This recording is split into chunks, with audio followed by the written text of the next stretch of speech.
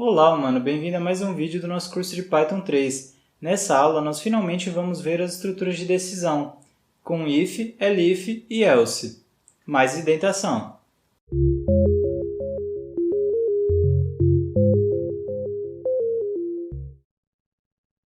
As estruturas de decisão são muito importantes em computação.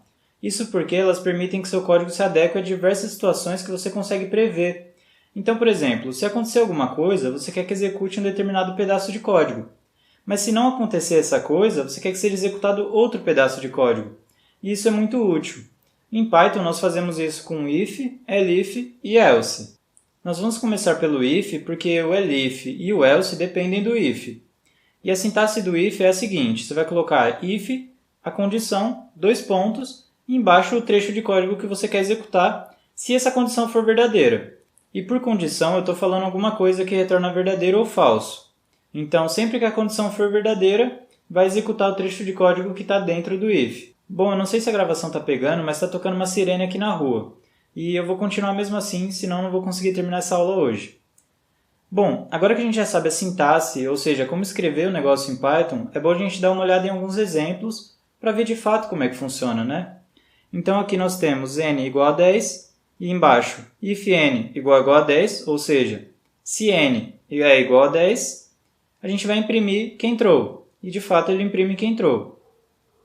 Já no exemplo abaixo, a gente faz uma conversão de string. Então a gente vê o n ainda é aquele lá de cima, ou seja, o n ainda é 10. E aí a gente converte o n para string, ele vai valer 10 como string, ou seja, entre aspas. E a gente compara também com 10, entre aspas, 10 string. E de fato ele entrou de novo como esperado, ou seja, a condição é verdadeira, ele executa o código que está dentro do if. A gente também pode testar isso com os operadores de diferente, menor, maior, menor ou igual e maior ou igual. Por exemplo, dá para fazer aqui, o n é diferente de 11? Sim, porque ele é 10.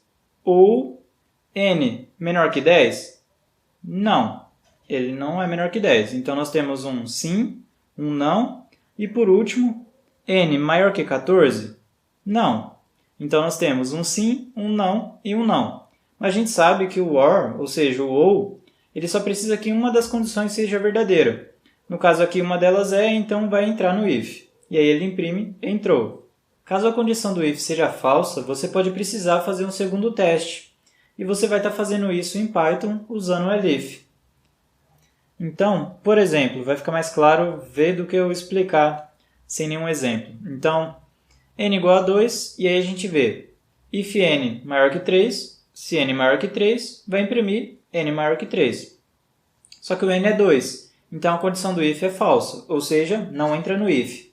Vai pular o print. E aí, como o if não foi executado, o elif vai fazer o outro teste, o segundo teste aqui no caso. Então ele vai ver se o n é igual a 2. E sim, o n é igual a 2. E aí ele imprime isso. Mas repara numa coisa. Não basta que o if não seja satisfeito para executar o que está dentro do elif.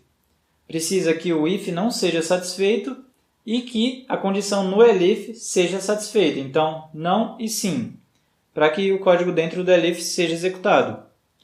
E também a gente pode estar querendo usar mais de 2 testes, 3, 4, 5, quantos você precisar. Então você pode colocar quantos elifs você precisar.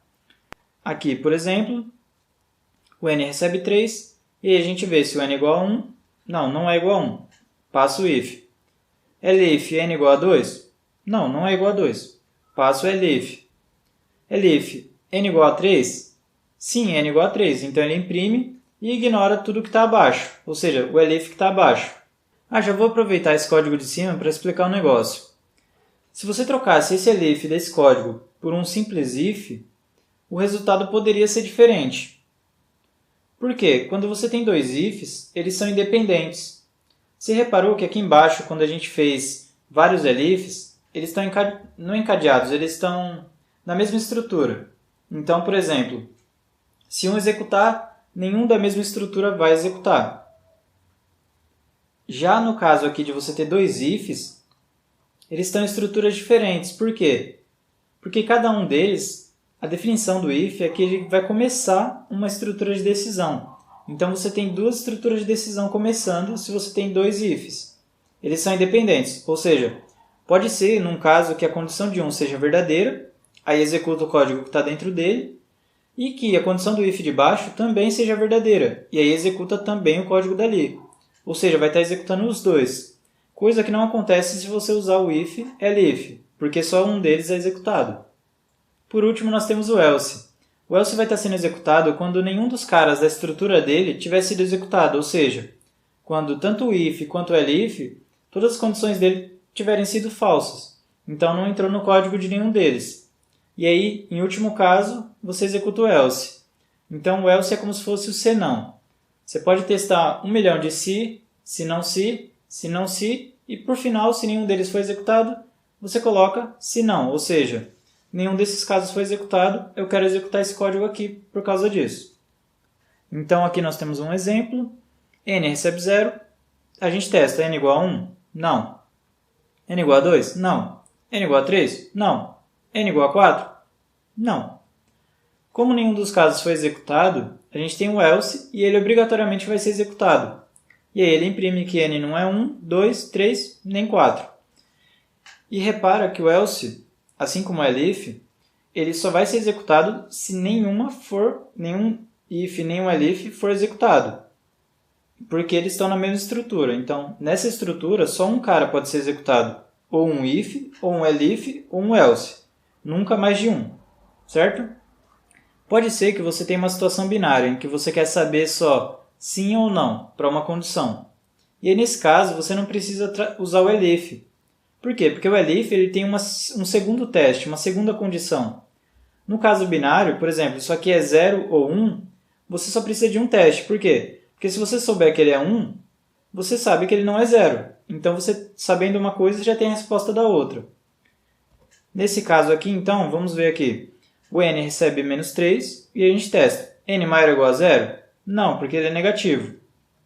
Então, ele pula. E aí, ele já vai para o else. Se ele sabe que n não é maior ou igual a 0, obrigatoriamente ele é menor que 0. Certo? Agora a gente entra no que é conhecido como encadeamento de ifs. Ou seja, você tem uma estrutura de decisão dentro de outra estrutura de decisão. E você pode pôr quantas estruturas dentro da outra você precisar. Vamos para um exemplo. Aqui nós temos uma variável idade, que recebe 25, e o sexo, que é f de feminino. E aí nós vamos testar. Se a idade for maior que 21, sim, ela é maior que 21, então vai entrar aí dentro. Por quê? Porque a idade é 25. Eu quero imprimir idade maior que 21, beleza. E aí embaixo ele quer fazer outro teste, ou seja, tem um if dentro de um if. Ele quer ver se o sexo é feminino. Se for, você vai imprimir bem-vinda. Se não, ou seja, else, ele vai imprimir bem-vindo. Por quê? Porque, como eu disse, quando você só tem if e else, é uma coisa binária. Então, se não é uma coisa, é outra. Se não é feminino, nesse caso aqui, está sendo masculino. Claro, não quero entrar em discussões de gênero, mas por simplicidade você entendeu o raciocínio. É usado para coisas que a gente julga binárias. Não estou dizendo que o gênero é uma coisa binária, certo? Isso aqui é uma aula de programação, não é nada de humanas, não é nada de opinião, é só Python. E eu dei um exemplo que talvez alguém aí ache que tem algum problema, mas enfim, está explicado aqui, minha ressalva. Foi um exemplo inocente, digamos assim. E aí, então, ele vai testar como o sexo é igual a f string, ele vai imprimir bem-vinda. Então, imprimiu idade maior que 21, bem-vinda. Beleza? O else ou o elif, ele também vai estar sempre ligado ao primeiro if. Então, quando você tiver, por exemplo, nesse caso, você tem dois ifs. O else que a gente tem, ele está ligado ao if mais próximo dele para cima, que é, no caso, o do sexo igual a f.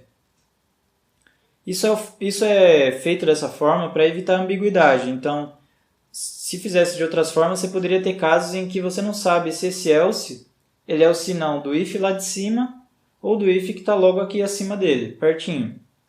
Então, é feito de uma forma a simplificar a nossa vida e, enfim, evitar demais problemas. Quem não teve Python como primeira linguagem, geralmente detesta isso aqui, porque é uma coisa que a gente não está acostumado. Você não tem, tira um pouco da sua liberdade de como escrever o código que você tem em outras linguagens como C, C++, Java, por exemplo. Mas vamos deixar de papo, vamos ver de fato o que é isso. Olha esse código aqui, se tem um if, 1 igual a 1, vai imprimir 1 igual a 1. Repara que esse print ele não está alinhado com o if, ele tem um espaço entre a borda, onde está o if logo acima, e onde de fato ele está, tem um espaço ali. Esse espaço é o que a gente chama de indentação. Então, a gente pode pegar aqui meio que uma definição de indentação, que é o seguinte. Indentação é o espaço entre a margem e o início do texto num parágrafo. Basicamente, a gente pode dizer que quanto mais próximo da margem, mais acima o comando está. E quanto mais longe da margem, mais abaixo o comando está. O que isso significa? Isso significa, por exemplo, olhando para esse código, que o print está abaixo do if. Abaixo no sentido de que ele faz parte do if, ele está dentro da estrutura do if. Ou seja, é o tal do código que vai ser executado só quando o if for verdadeiro. Então, esse espaço está mostrando para a gente que esse print está dentro do if. Você poderia, por exemplo, colocar ele na mesma linha, alinhado verticalmente com o if. E aí tanto faz se o if for verdadeiro ou não. O print vai ser executado do mesmo jeito. Por quê? Porque eles estão no mesmo nível, eles são independentes. Agora você pode voltar lá para o caso em que tinha um if, vários elifs e um else, e ver qual é o comando que está dentro de cada teste. Ou seja, qual é o comando que vai ser executado caso esse teste seja verdadeiro. E também caso nenhum teste acima tenha sido executado. E aí você vai ver que realmente faz sentido. Já era mais ou menos intuitivo, né? Do jeito que eu estava falando, pelo menos espero que tenha sido intuitivo, qual é o comando que está dentro de qual. E é justamente para isso que se tem a indentação como sintaxe em Python, digamos assim. É um jeito de você escrever código Python usando a indentação. A indentação ela torna o código muito legível e por isso ela é uma boa prática de programação. Já imaginou se você tivesse, 10 linhas de código, pega lá aquele exemplo que tinha um if e vários elifs, coloca todos eles na mesma linha. Ia ficar no mínimo uma coisa estranha de se ler. Então é mais ou menos pensando nisso que a indentação é usada. Para isso que ela é usada, não só em Python, mas nas linguagens mais diversas por aí. Com a diferença de que nessas outras linguagens, como C, C++ e Java, a sintaxe não é uma coisa... A indentação ela não é uma coisa obrigatória. Já em Python, ela é obrigatória. Então aqui nós temos if 1 igual a 1 e o print é alinhado com esse if. E aí a gente vai ver que vai dar um erro aqui, porque o Python está falando, cara, isso aqui tem que estar indentado. Se esse print está dentro do if, ele tem que estar indentado. Eu tinha dado um exemplo deles estarem alinhados. E repara que naquele exemplo, eu acabei não falando que o if tem que ter um comando dentro dele. Senão vai dar esse erro aí. Então você poderia colocar if, qualquer comando dentro dele, e o print fora. E aí, independente do resultado do if, o print ia ser executado. Pode parecer uma chatice esse negócio da indentação. Por exemplo, em outras linguagens você costuma indentar, mas não é obrigatório. Ou seja, não é a linguagem que te obriga a isso. Você faz só como boa prática de programação. Só que o fato do Python usar isso na linguagem, obrigar a fazer isso, faz com que a notação fique menos carregada. Então, se você for ver um código de C++ ou C, você vai ver que vai ter parênteses, vai ter chaves, vai ter um monte de coisa mostrando qual é a estrutura. E isso depois vai ficando uma coisa muito carregada quando o código vai ficando grande. Então, pensando nisso, é um jeito simples de resolver e unindo uma boa prática de programação que vai fazer com que seu código seja legível tanto para você quanto para outras pessoas. Por exemplo, o meu professor falava que na época dele, o pessoal tinha orgulho de escrever um código que ninguém entendia. Hoje, se você escreve um código que ninguém entende, só você entende, isso é um lixo, não serve para nada. Programação é feita em equipe, você precisa fazer um código, o cara do departamento do lado da empresa ou da universidade vai precisar de umas partes desse código, vai precisar conversar com esse código, vai precisar entender esse código. Portanto, é bom ter a indentação sempre em mente e o Python força isso a acontecer. E aí você vai ter uma boa prática de programação, vai se dar bem no mercado, vai se dar bem na academia, enfim, qualquer trabalho em equipe, você vai conseguir se dar bem porque seu código vai estar legível. Se você estiver usando o Jupyter para essas aulas, e eu recomendo que você use, porque tanto tem essas aulas estão para download na descrição, como também dá para você fazer 1 milhão de outras coisas com o Jupyter. Se você estiver usando ele, você talvez não tenha tido problema com indentação antes.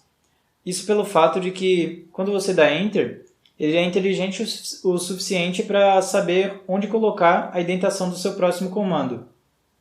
Então, se você tiver um if, ele sabe que obrigatoriamente, para não dar erro, esse if vai ter que ter um comando. Então, ele já joga na indentação logo abaixo do if. Essa aula foi bem no improviso, está tendo bastante barulho aqui na rua, tem neném chorando, tem cachorro latindo e tem sirene de vez em quando tocando. Mas eu espero que tenha sido uma aula, no mínimo, proveitosa para você, que você tenha aprendido alguma coisa.